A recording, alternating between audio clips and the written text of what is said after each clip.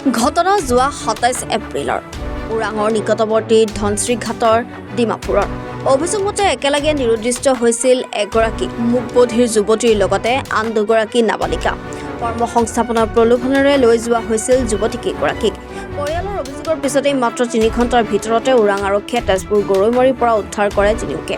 আনহাতে এই ঘটনাৰে জড়িতৰ সন্দেহত আটক কৰে তেজপুৰ গৰৈমাৰীৰ দীনেশ ভক্ত নামৰ এজন যুৱকক। অৰুণাচললৈ যুৱতীকেইগৰাকীক নিবলৈ তেজপুৰৰ গৰৈমাৰীত পৰিকল্পনা কৰি থাকোঁতেই আটক কৰে দীনেশ ভক্তাসহ ২ নাবালকক। ওৰাং আৰক্ষী থানাই ভাৰতীয় দণ্ডবিধি আইনৰ 0035/25 U/143/3/5 গোচৰ ৰুজু কৰি কেওগৰাকীকে আদালতত হাজিৰ কৰে। যোৱা ২৭ তাৰিখে ধনশ্ৰীঘাট অঞ্চলৰ ডিমাপুৰ গাঁৱৰ ৩জনী ছোৱালী ৰাতিপুৱা ১০টা বজাৰ পৰা অপহৰণ হোৱা বুলিয়ে ক'ব লাগিব। তো নাইকিয়া হৈছিলে। তাৰপিছত তেওঁৰ মা দেউতাকে বহুত বিচাৰিলে, তেওঁলোকৰ আলহী ঘৰৰ পৰা লৈ পেলাই চাৰিওফালে। তাৰপিছত আমাক যোৱাকালি ৪টামান বজাত, যোৱাকালি দেওবাৰে ৪টামান বজাত আমাৰ সদৌ অসম আদিবাসী ছাত্ৰ সন্থা ধনশ্ৰীঘাট আঞ্চলিক সমিতিৰ এখন এপ্লিকেশ্যন দিয়ে। তো আমি এই এপ্লিকেশ্যন মতে আমি আমাৰ ওৰাং আৰক্ষী থানা অচি ছাৰৰ লগত আমি অচি ছাৰক এখন এজাহাৰ দিওঁ। আৰু এজাহাৰৰ মতে আমি এজাহাৰ দিওঁ ৫:৩০মান বজাত। তো এজাহাৰৰ ঠিক ৩ ঘণ্টাৰ পিছতে আমাৰ ওৰাং আৰক্ষী চকীৰ ভাৰপ্ৰাপ্ত বিষয়া শৰৎ কলিতা ছাৰে আমাৰ তেজপুৰৰ গৰৈমাৰী চালনীবাৰীৰ পৰা তেওঁ অপহৰণকাৰী লগতে ৩জনী ছোৱালী, যোন কেইজন অপহৰণ হৈছিলে সেই ৩জনী ছোৱালীও তাৰ পৰা উদ্ধাৰ কৰে। আৰু আমি ওৰাং আৰক্ষী চকীক ভাৰপ্ৰাপ্ত বিষয়াজনক লগতে তেওঁলোকৰ সকলো ষ্টাফক আমি ধন্যবাদ জনাওঁ আদিবাসী ছাত্ৰ সন্থা ধনশ্ৰীঘাট আঞ্চলিক সমিতিৰ পৰা।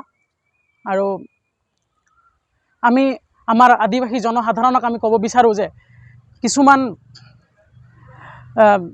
সৰু সুৰাও যদিও ক'ৰবাত ধৰক অপহৰণৰ নিচিনা বা ঘৰৰ পৰা ছোৱালী পলাই যোৱা বা ঘৰৰ পৰা ছোৱালী ক'ৰবাত ধৰক কাকো নোকোৱাকৈও যদি গুচি যায় তো দেৰি কৰিব নালাগে। অতি সোনকালে সদৌ অসম আদিবাসী ছাত্ৰ সন্থা যিকোনো ওচৰে পাজৰে থকা আঞ্চলিক সমিতি বা ওচৰে পাজৰৰ যোনবিলাক লোকেল পুলিচ ষ্টেচন সকলোকে লৈ আৰু তেওঁলোকৰ লগত ওচৰত গৈ এজাহাৰ দিয়ে বা জাননী দিয়ে, তেতিয়াহে আমাৰ ছোৱালীবোৰ বিশেষকৈ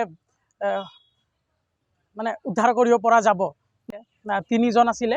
তো সিহঁতে ছোৱালীকেইজনীক টকাৰ প্ৰলোভন দি সিহঁতক অৰুণাচলত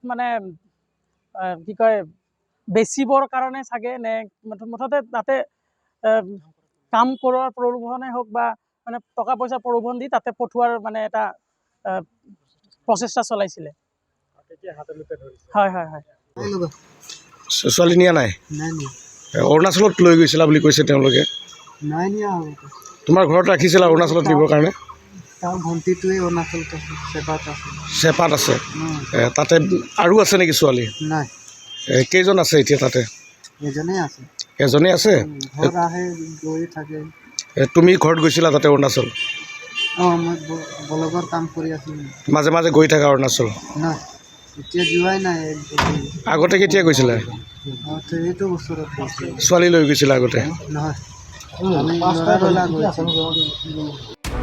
মাজবাটৰ পৰা যতীন নাথৰ ৰিপৰ্ট, এনিভাৰত 24।